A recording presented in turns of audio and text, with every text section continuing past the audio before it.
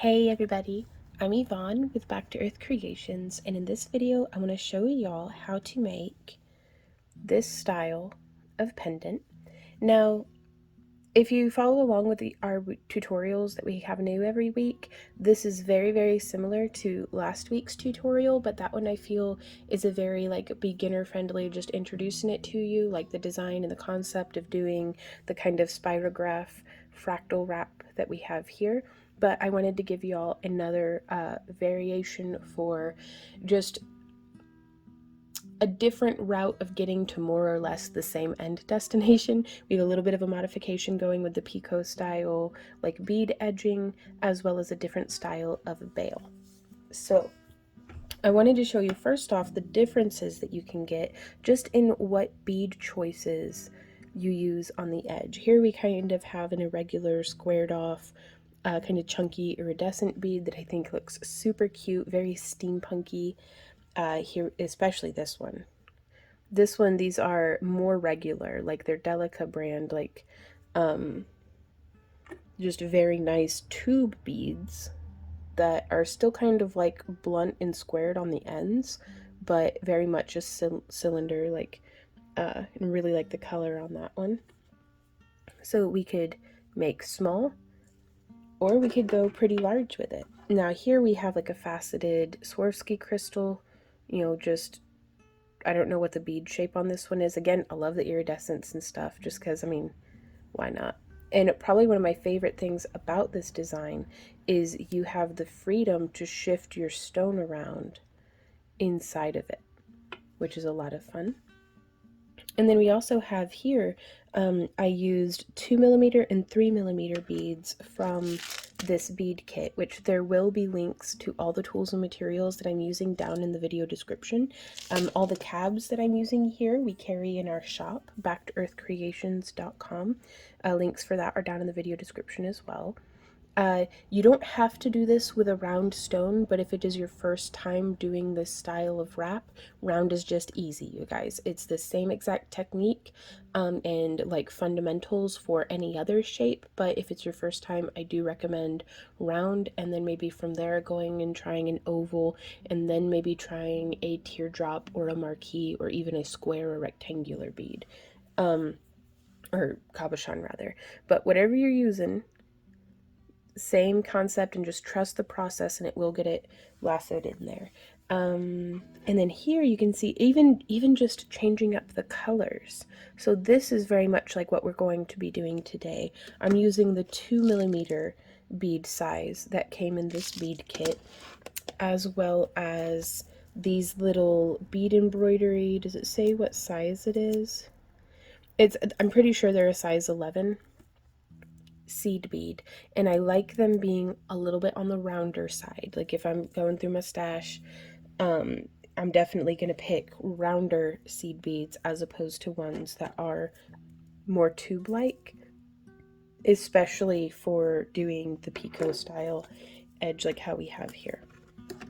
So we have picked out the beads that we're going to use for the edge. Let's take a look at the wire that we're using. I'm using 16 gauge for the frame. That is American wire gauge. And I'm only going to be using about, let's do 12 inches of it. And my stone that I'm going to be wrapping today, again, is another from our shop, backtoearthcreations.com. And this one is, 1.5 inches. Let's get some actual like chicken nuggets. How many? 40 millimeters is the size of stone that I'm using. 12 inches of wire for the frame should be plenty. But the larger stone you use, you might want to give yourself a couple more inches. This is enameled copper core wire from parawire.com, though we do sell some on our website as well, but I do recommend just heading on over to parawire.com. They have a much broader selection of gauges and color tones, but it's affordable enough that it's not going to break the bank if you cut off 14 or 15 inches instead of just 12, just depending entirely on what size of stone that you're using.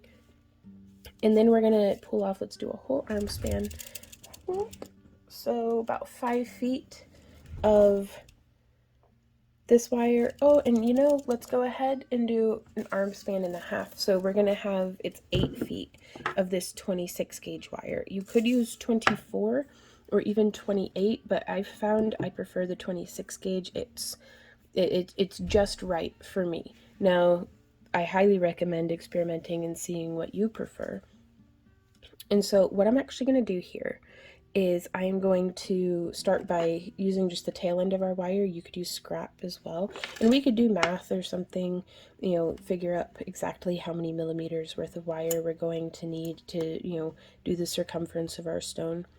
But I'm just going to wrap my wire around and then kind of, yep, right there. So I'm going to do 12 centimeters is roughly the circumference of this stone. So I'm actually going to snip that little bit off just to help me for reference. And then I'm going to take the end here and I'm just going to do a couple of wraps and a twist, and that's going to stop our little beads from falling off of the end. And so now I'm going to come to the other end of my wire. Now also flat nose pliers, nylon jaw pliers for, you know, if we mess up, that way we can smooth the wire out. A pen or stick mandrel or knitting needle or something to use to shape the bail around. Maybe round nose pliers. I don't know. These are kind of what I always have on my desk anytime that I'm wire wrapping. Bent nose, I think I already know. And then wire snips, of course, to cut through the wire. So now, also, I have something, you'll want something about the same size as your stone to use as a mandrel. And I'm just going to use the little cap here to dump my beads into. Woo! Okay, there we go. And I'm just going to dump some out. It's nice to have an assortment to choose from, especially if they're a little irregularly shaped. Sometimes there'll be a wonky one. So I always like to dump out just a tad more than what I need. And I'm going to put one of our size 11. Let's actually zoom in. Ah! And then make a mess. Oh boy. Well, that's not as bad as it could have been. So we gotta clean up all the little beads. There we go. And I think it caught some in my shirt. Yep. Hooray. Okay, let's try again. So we're gonna just thread the little bead. Oh, how many times am I gonna spill this? We've got our size 11 seed bead. Whew, this is more adventure than I signed up for. And then we're going to do our little 2mm one. And then I'm going to, this is the pattern that I'm doing around the edge. So I'm going to do another little glass bead, another of the 2mm round metal. And I'm going to get this strung up until I have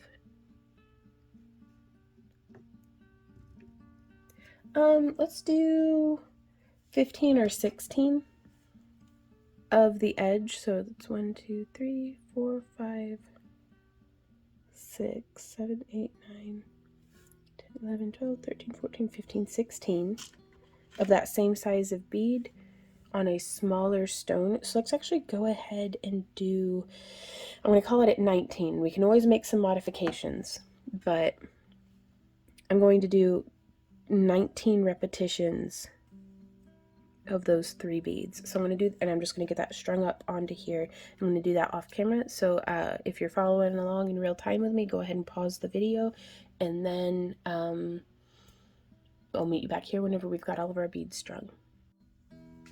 So we have all 19 repetitions of our pattern here strung onto our wire. And I'm going to leave this end the way that it is, and that keeps all my beads from escaping. But I am going to try to move the bulk of them. I know I'm out of frame right this sec, but all I'm doing is just holding onto my wire and grabbing and just letting gravity transport my beads closer to my working end. And then I actually just take this and toss that extra wire over my shoulder, and I'm gonna just hold with it looped around my pinky. You don't have to do it this way. I just find that this helps me be efficient in my movement, hopefully. Usually there's not a tripod between me and the project, so we'll see how badly we get tangled. So towards the end, one of the ends of my 16 gauge wire, I'm wrapping my 26 gauge. Yeah. I just have that pinned under my chin, so there's 1, 2, 3, 4, 5, and then we're going to smush that together. And then we're going to 1, 2, 3, 4.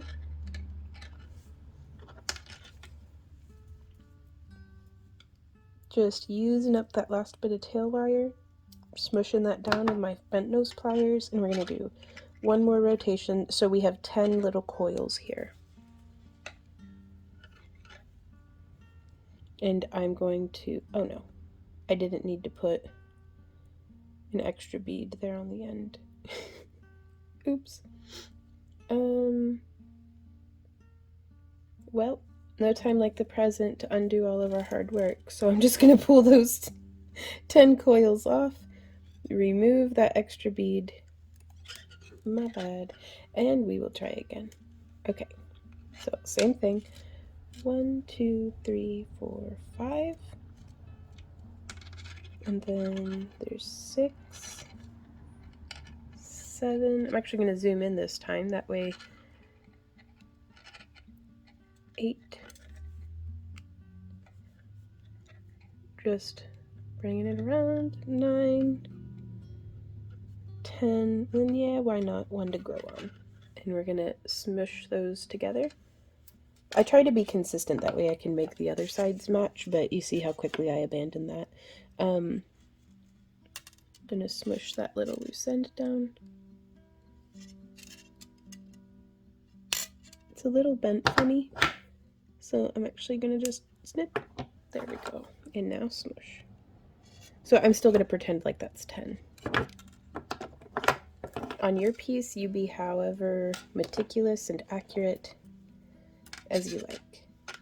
Okay, so I'm isolating those 3 beads, letting them slide down, and just like how we did in the previous tutorial, I'm going to continue coiling around. There's 1, 2, 3, 4, 5 wraps. And we can push the ends together, but I don't want them, like we can push those sections together, but I don't want it so pushed that, I'll just demonstrate, that it makes it do that. If you do that, you'll just want to be consistent about it. I prefer the little bit of spacing. Makes the edge kind of poke out just a little bit more. So it's not the end of the world either way. But then we're gonna bring this up. I like to use my finger behind it to keep the beads in line. That way they're not sliding all over the place. And then we're just gonna secure it with 1, 2, 3, 4, 5. And I like to finish exiting the same way each time. And what I mean by that is I'm finishing with my wire traveling away from me as opposed to traveling towards me. I feel like it just helps me to be consistent about how my bead placement ends up. So now again, normally when I'm doing this for not video purposes, I just hold and those beads get sandwiched against the wire between my fingers. 1, 2, 3, 4, 5. Bit of a smush, bit of a smush. And we're just gonna continue doing this. It slides pretty easily down our core wire so we can stay working here at the end. Ooh, my heated blanket just started heating up. That startled me. I was like, why am I warm? My bad. Anyways, so yeah, just getting that lined up. Whoop, that one slipped away from us. There's 1, 2, 3, 4, 5.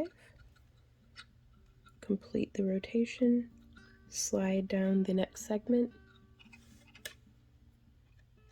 and 1, 2, 3, 4, 5. Now, as we're doing this, we want to end up at, and I forgot however long it was, so that's why I have this little length of wire here. I want to make more than enough to do the circumference of our stone, because you can see here it benefits from having just a little bit of space between the stone and the frame wire, and that allows us to secure the bail, and it just gives it, I don't know, a little bit more of like a cool floaty look. So you can have it be tighter or looser than this. That's entirely up to your artistic preference, but you will want there to be at least enough space that you can bind off the bail in this manner, at least for this design, and still be able to fit your stone in. So if I have to err on either too tight or too loose, I try to shoot for too loose, because that's easier to work with than too tight. 1, 2, 3, 4, 5. Smush. There we go. And now to get it to travel down, we just hold on to the core wire and very gently just encourage that down. We can try to keep everybody lined up, all of our ducks in a row.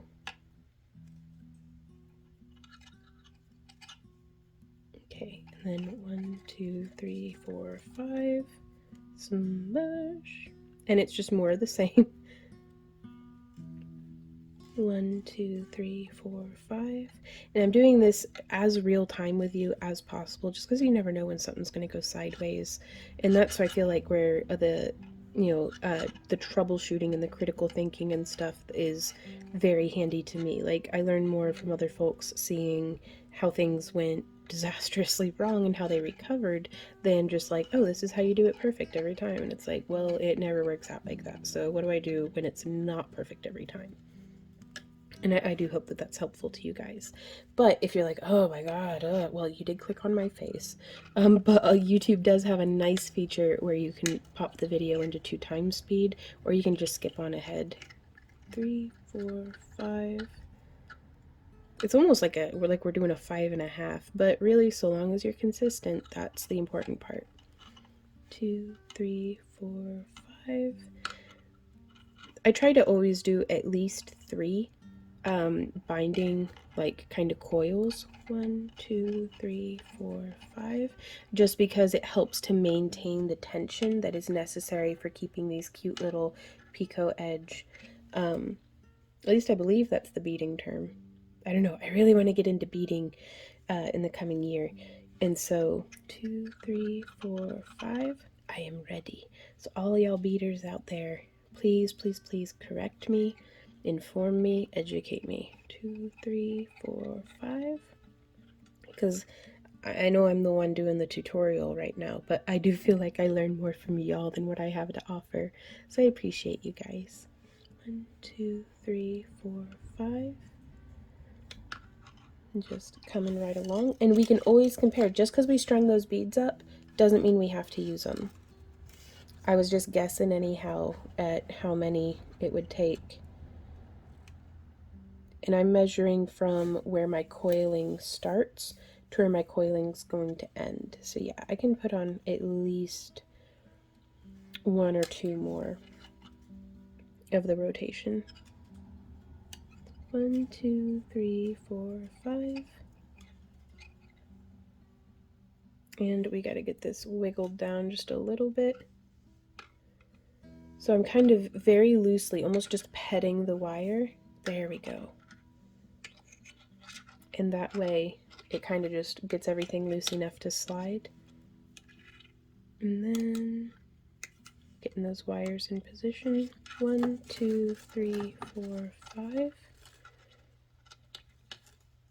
There we go. We've got 1 more. Let's go ahead and do that one also. 1, 2, 3, 4, 5, 6, 7, 8, 9, 10. And that way it's the same as our other end. So now I want to make sure that our beadwork that we've done is in the center portion of our length of frame wire. And now I'm going to take a mandrel, just anything that we have that you could even use your stone. I just find it easier to have something to actually hold on to, something a little bit more mass to it. and we're just coming around. Now you can notice these glass beads can be a little fragile, so I don't want to just be pinching them between the metal and the mandrel, but they're going to twist around and be kind of like weird and not want to be in the spot where you're trying to have them be. That's okay, just wrestle with it a bit. But we're going to get our wire shaping down. There we are. And from here, you can see that's a little bit more spacious than what I wanted, but we very much now have the option to compress this in just a little tighter. And so I'm going to come around no more than 2 or 3 sets of the Picot edging at a time and just compress it in a little tighter, trying to make it nice and consistent. And so you can see that gave us, almost a centimeter or 2. And the wire is always going to have just a little bit of spring back. In that we've shaped it down to fit the mandrel, but it still relaxes back out a little bit. So you may actually end up going with something a little bit smaller than what your final piece is. But I like to just kind of ease it around just by hand.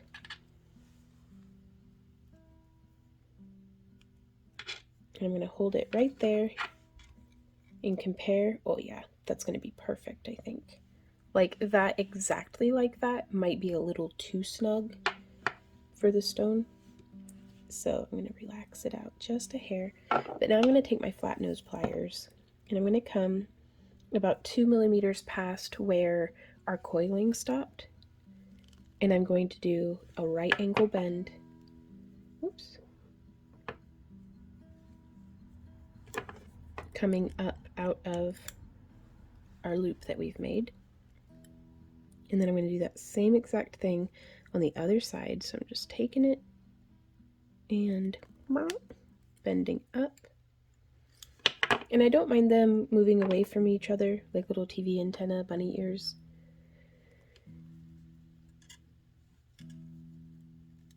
And then before we start moving on to weaving the bail, we're going to do that test fit. Yep, I like it. That's going to sit nice and snug. And now you'll notice we have not snipped our wire. And I think that's going to be perfect because now we can move over into doing our figure 8 weave or corset weave, whatever it's called. This is what we're doing. So I'm just coming around and I'm going to try zooming in just a bit. That should be enough that hopefully I can stay in frame. So this first couple of coils or first couple of wraps that we do are going to be very important because it's maintaining our tension and keeping these wires from springing apart. So I've wrapped around. You can see this wire came over, through, and around once and twice. And now we're going to come behind this other one. You can see how that makes that figure 8. So there's one. And then I like to do a second stitch just to stabilize everything. I think it gives me much crispier, consistent results. So there's 1 and 2. And now we can test the shaping. Very nice. Fits right on there. And if you find yourself having a death grip on your project, go ahead and leave the mandrel in there. It gives you something a little bit larger to hold on to and something to brace against. So there's 1, 2, coming around, 1, 2. And now, let's see, this may actually be helpful. I have my wires positioned where they're protruding out, and I want them to be depending on how large you would like your bail. I usually go 15 millimeters out, and I want it to be 15 millimeters wide. So that's the angle. You could have a much narrower bail that at 15 millimeters out we are just a centimeter wide, but that's how I try to be consistent, is to just look at it. Yep.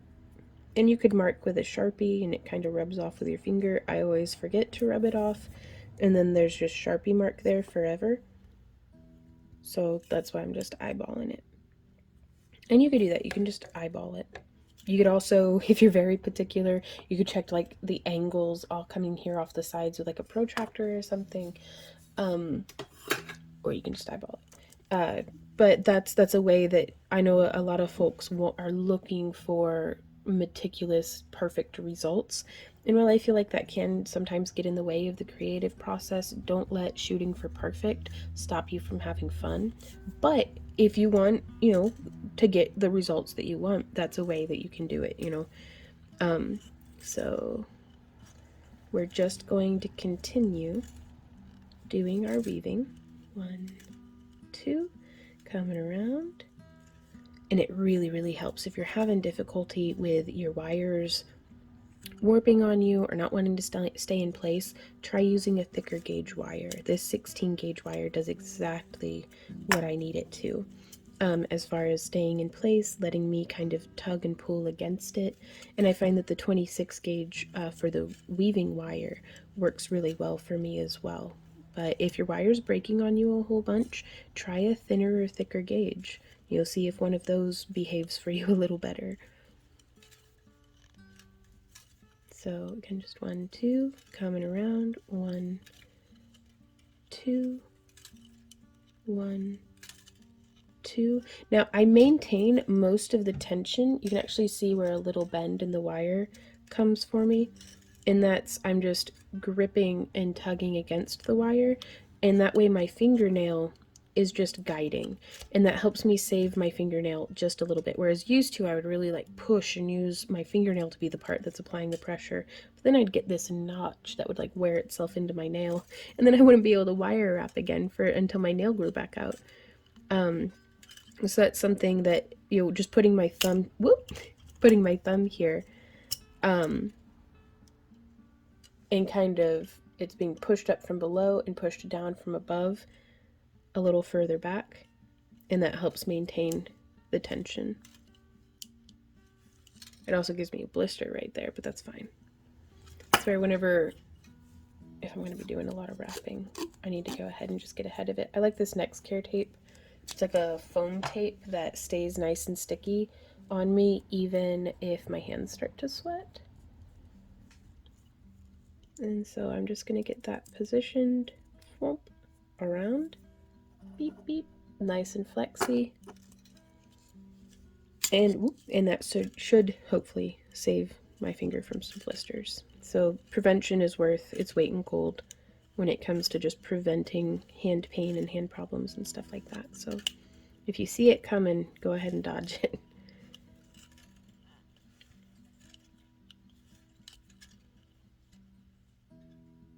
So you can see that's getting a really nice width. 1, 2, 1, 2. And if I get any little kinks or anything in the wire, like let's say there's a little kink there, and that might end up making it look a little messy. So what I do is I like to it work hardens it a little bit, but just running my finger against the wire straightens it back out, and is going to help us to get nice, consistent results. Making sure each time we do a coil that it's butted shoulder to shoulder up with the wraps before it. Okay, so from here, I'm going to do my last 2. Now we're going to start the decrease. And so I'm going to take my pliers and I'm going to bend inward. I'm going to zoom back out for this. So yeah, grabbing with the pliers and bending.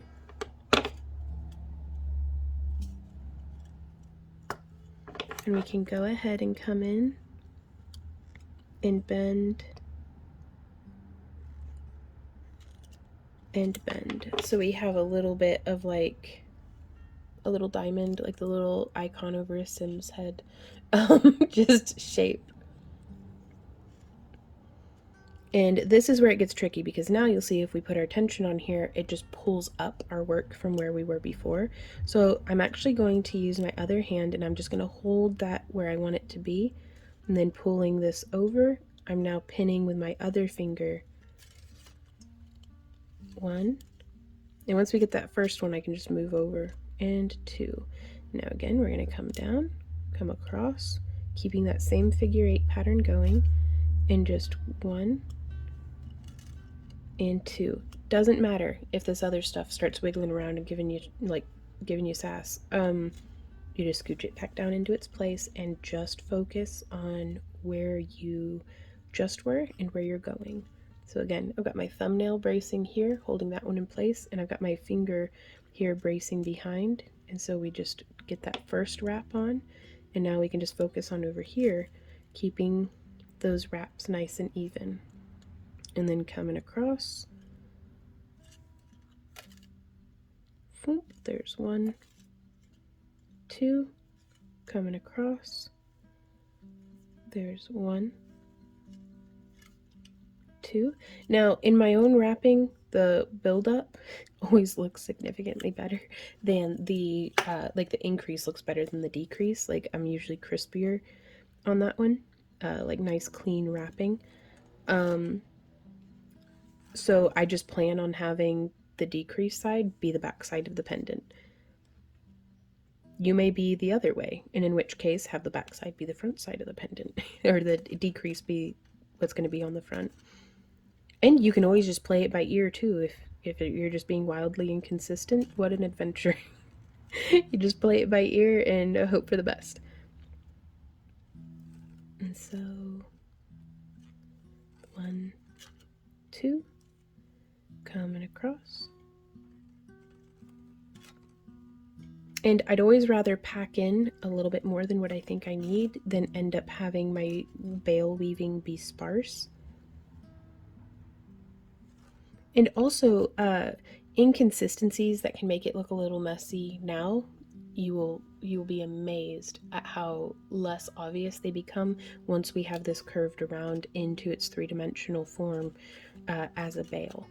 So don't judge it before it's done. We're still work in progress here. So don't be like, oh my god, it's coming out terrible. It's like, no, just keep, it might have some terrible bits in it, but that's okay. Like, it's gonna be fine. Like, you can kind of see, like, I've got little dinosaur humps, like little, you can kind of see how that, oh, that one's just poking out. I don't know, did anybody else call it that? When we were kids, and like, we'd put our hair back into ponytails, we'd call them dinosaur bumps, when there's like a bit of hair that just won't lay down.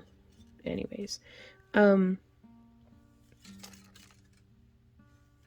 that's what I mean by that. I'm not just being weird. I mean, I probably am, but coming around. But again, don't sweat it. So much of that becomes way less apparent. Okay, so now we're starting to, and you can see if I tug on it, oh, it just pulls. That'll be fine. You just scooch it right on back where it's meant to go. And then we're going to continue that weaving.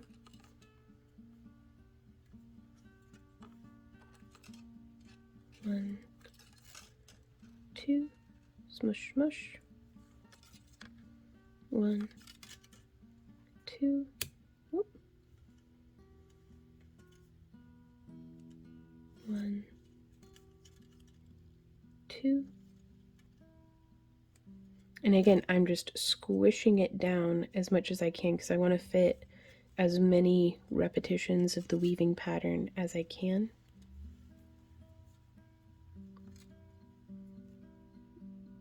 Just because I really, really want it to look nice and full, because whenever we curve it, it's going to force the pattern to spread out. And rather than the pattern being spread out to look sparse, it'll just push it into where it like kind of looks even and stuff. It's almost like in the Viking knit, when it might look like an absolute disaster until you pull it through that draw block, and then it's like, oh, well, that came out nice. So almost giving yourself a little bit more wiggle room by having your weaving be a little looser, having a couple of little weird bumps and stuff, it kind of does the trick because it gives you room to squish and squeeze and expand into. Okay, so now we're here. We're going to do the last couple, bringing them nice and close together. 1, 2, 1, 2. And then I'm going to do the last couple where it's just 1. There we go. And now, we've got about 1.5 feet of wire left over. I'm going to do just a boop, boop. Couple more coils on just one side before I snip. I save this wire because that's what we can use in the future for establishing the circumference of our stones. I'm just going to smush that. And now we can pop it back onto our mandrel for just a sec, because that's going to help us if we want to make sure that it's very centered. Okay. Now we're going to take our mandrel, whatever it is that we're using, and I'm deciding I want this to be the underside because it's a little bit more inconsistent than the front side. And then I'm going to line it right up with the high points of the diamond, and I'm just bending around, and you'll be able to feel it under your fingers, the wire shifting, and that's okay. I'm going to snip until we have about 1/2 inch from where our coiling stopped to where we're cutting. Oops, bumping the tripod. These wire snips, though, I mean, they're linked down below. I've been using these without any regard to their well-being for like a few years. They're the best wire snips I've ever gotten. Like, I mean, you saw him take two lengths of that 16 gauge like a champion. There we go. Okay. Making sure that we are still on the correct spot of our mandrel. And I like to just leave the mandrel in there. And I'm going to come in and I'm going to do just a little bit of a split between those two sides. And I like to use my bent nose pliers, but I'm just going to grab and bend and grab and bend. And then we can flip around to the other side, and I'm going to grab and come up. And then I'm going to grab and pull down. And now that we have that angle established, I'm going to go ahead and remove our mandrel. And now bracing my finger behind the bail, I'm just going to continue that bend around and then around. And we can do a full closed loop this way. Let me get the other side into the same position as well. Just bringing it around. Squeezing them nice and together. And I'm just going to snip so that there's just a little bit of overhang. So I put my fingers over it, that way that little wire doesn't ping off into oblivion. Then coming in, so yeah, it does that if I don't cover it, so watch out, because I've actually shot wire through plant leaves. Always aim away from yourself and anything with eyeballs. And then I'm just going to come around and smush with the wider part of my jaws, that way there's not a whole lot of room for me to slip off and risk marring the wire. And beep beep. Just smush, smush, smush. Very cool.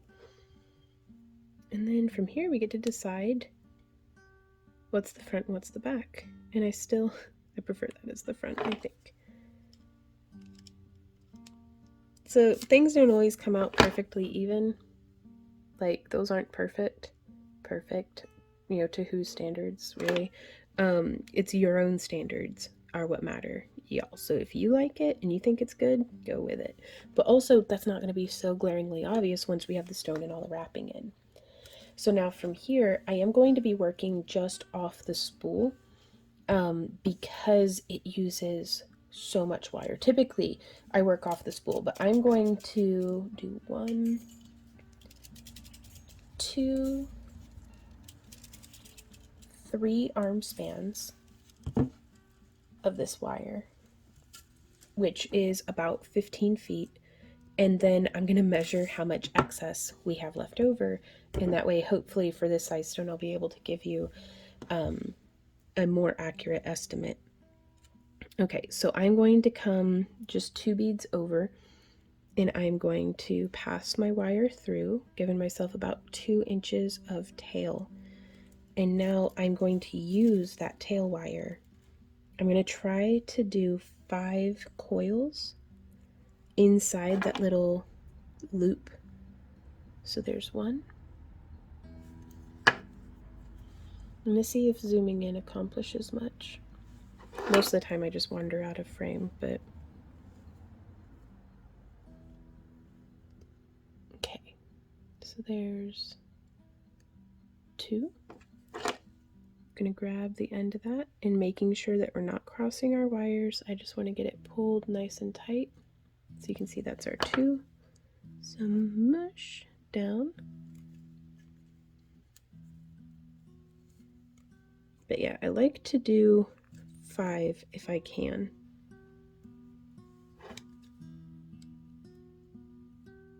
Just to keep everything. It's going to give us a nice foundation, like a nice stabilization to be able to pull against. So there's 3.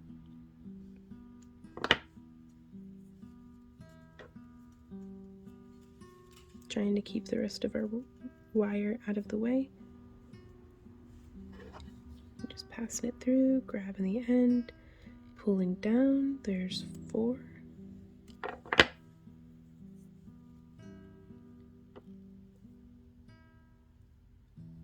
Passing that through again. And 5. And I'm just going to give it a little bit of a snip. You can see we've got that goofy tail. And I'm just going to smush it down. And we can press this other end of the wire around to expose more of that pokey end.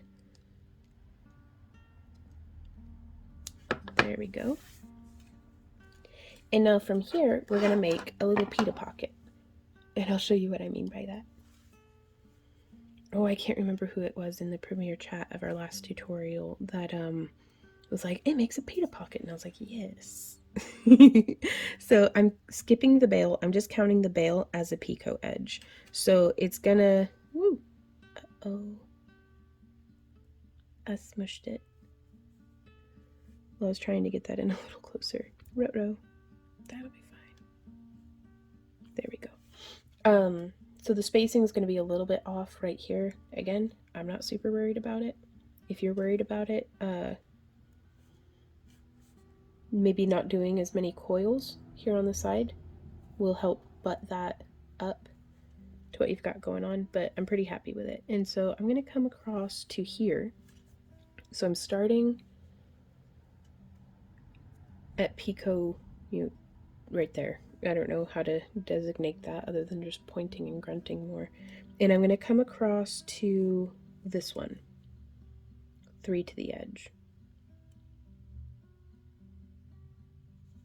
Though actually, I'm actually going to come around, pulling everything through. Woo! Now,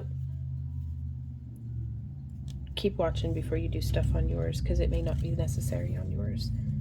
I don't want that little kink there, so we're gonna have to work to unkink it.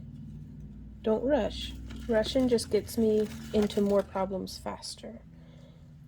But, oh boy, I think I'm pulling on the wrong end. Yep.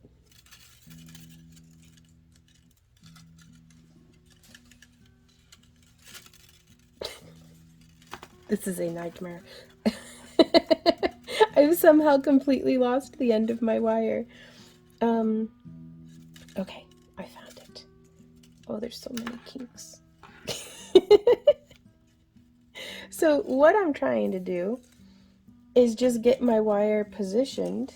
Oh, I ran onto it with my chair. There we go. I think I'm pulling on the wrong end again. Are you even a wire wrapper if it doesn't make you a little insane every time you... Yo, what the heck? What have I done? We can do this.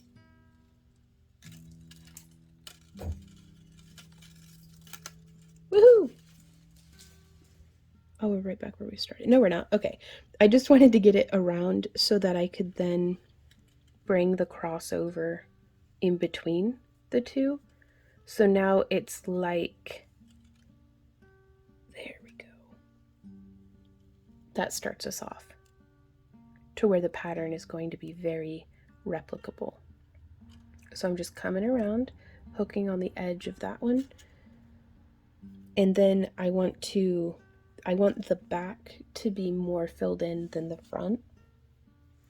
So I've decided to go back one. So I'm traveling around this way, hooking around, then coming in between, and then coming around from behind, hooking, and I'm gonna just hook around the bail there now.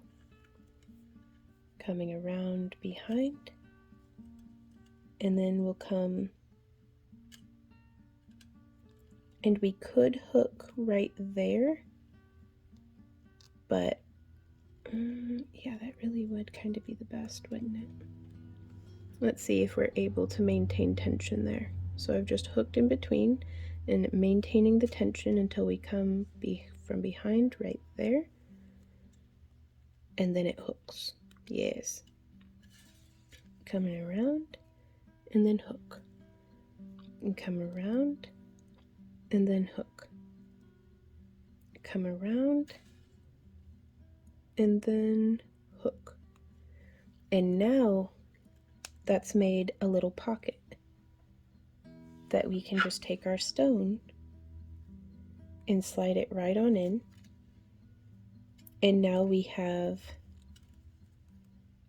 our stone in there, and we're going to continue that same pattern coming around the back and hooking onto the front.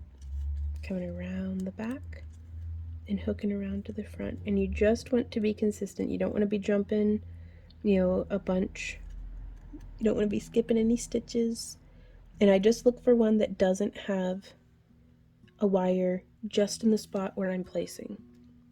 Because it can get confusing sometimes, because especially once, it gets like a wire on either side of it.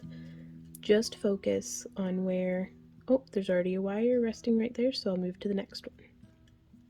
Coming around, hooking. Again, if we get any weird little kinks or anything in the wire, this is where those nylon jaw pliers come in, and I like to get it nice and smooth. And then coming down, hooking around, coming down. And then this is a point where a lot of folks will sometimes be like, oh, we're done. And it's like, well, not quite. It gets a nice little crescent moon look going there on the edge, but we're going to keep going. So just hooking around and coming down, hooking around and coming down. So whatever beads you choose for the edge, really you only need them to be large enough to keep your wire from slipping.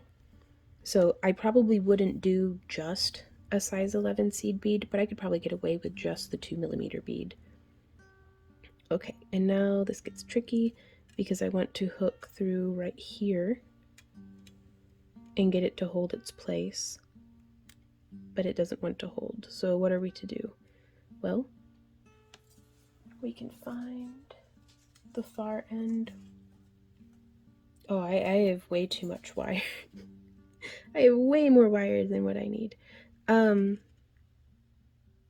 gonna sneak my wire through right here. No, that's not what we're gonna do. I'm going to wish that I had... I'm just gonna set this here and put my spool of wire on top of it to maintain my tension. Beep, there we go. And then I'm finding the far end of my wire Yeah, 15 feet, way too much for even for a stone this size. Okay, I've found my wire. And I'm going to try threading through. We kind of wove it a little too tight, maybe.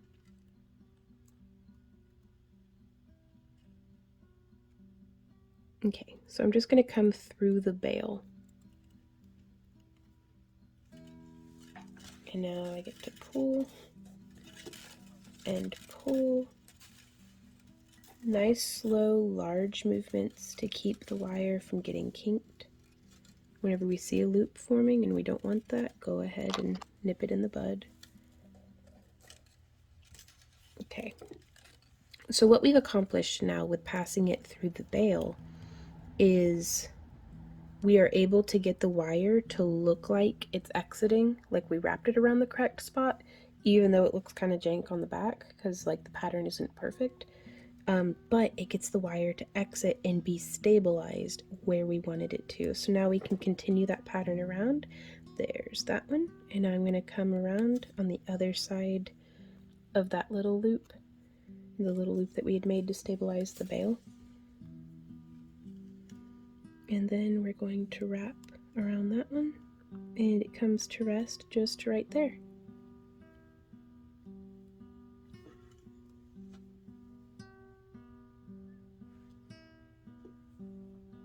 That's our last little bit to do.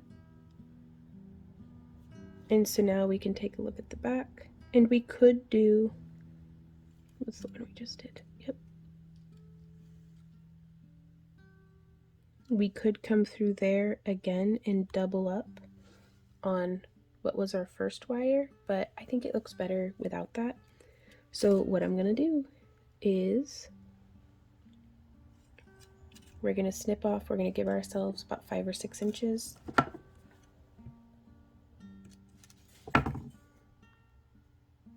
And I am going to just sew through, just like how we did to start.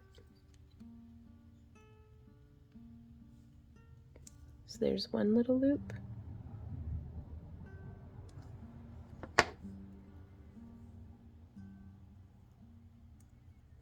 Sliding through. I like to keep my finger right there, like something to keep a kink from forming until we're getting it nestled on in.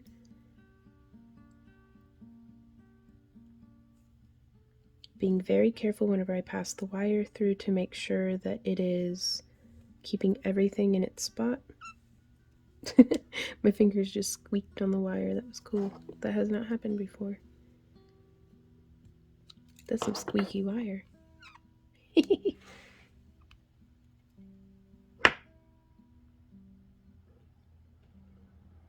But yeah, I just want to make sure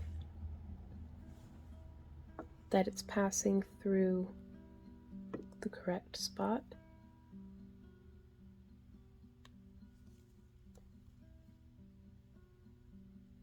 Keeping that nice and tight.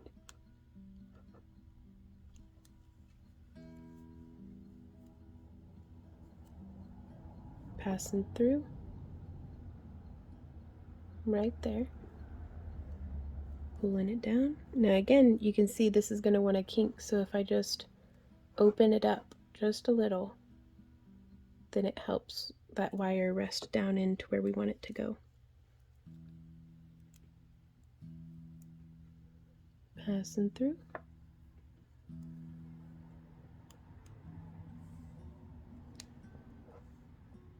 And then that's going to be our last one, I think. Getting that settled in. And getting it to travel down that away. And we'll give that a nice little snip on the edge. And a nice little smush with the tip of our pliers. Because if I can get that little end to be wedged between our coiling and the bead edge, that's my favorite place for it, because then it's not going to snag on anything. And y'all, that's how we make this pendant. So you can see it's still got a little bit of wiggle If you don't like that, we can just take it, and I'm just going to push and smush with my fingers. I mean, still a little bit, but we can come in here, we can come around the edge, and I like to come right in front of where the crossing on the Picot edges happen. And I'm just going to smush that in just a little bit. I'm just using my fingernail. You could use like a cuticle pusher or a little bead scoop or, you know, anything really. And we're just going to be smushing to get that, to take up any tightness. Or take up any slack, rather. And you can see now our stone's not wiggling, but we can still turn it. And this way, if you've got a labradorite that maybe has multiple flashes, let's see which way.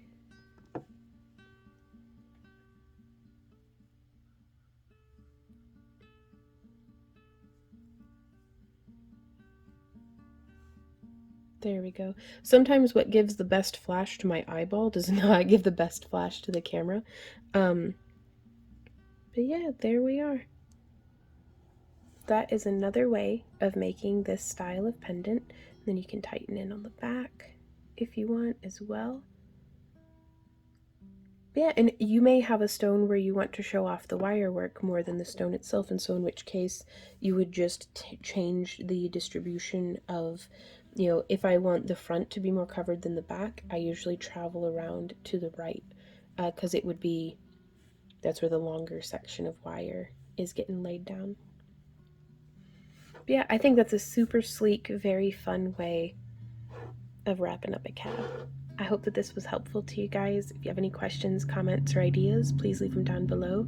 If you enjoy our free tutorials and would like to support the creation of more of them, as well as get a 20% discount to our web store, backearthcreations.com, and behind the scenes content and all sorts of different things, we have our channel membership as well as our Happy Crafter subscription club, where you get like booty boxes and stuff. All the info for, you know, stuff like that is down in the video description.